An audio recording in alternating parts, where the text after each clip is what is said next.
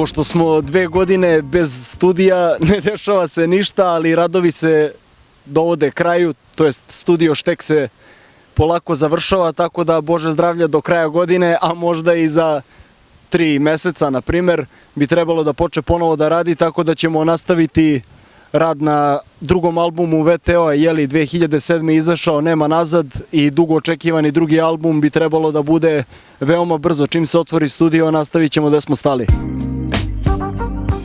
Moj solo album koji se zove Samo lova će se završiti čim se otvori studio. Snimio sam 8 pesama, na albumu će biti 15.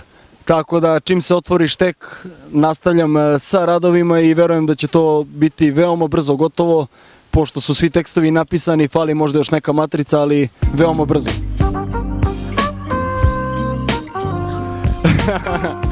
Pa, dok sam bio u formi do pre nekih, na primjer, godinu dana, radio sam u jednoj seriji po 50 zgibova iz klekova, sada sam negde na cifri od 30, što si mogao da vidiš, kad smo odradili trening malo pre.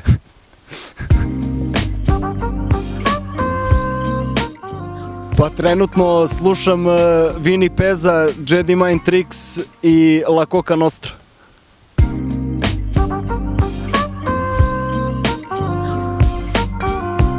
Diplomirao sam na DIF-u smer sportsko novinarstvo, a trenutno radim na jednoj televiziji kao sportski komentator. Blame na stanici, čekam 5-2, a gotivnije bi bilo lica ko da rolam sad.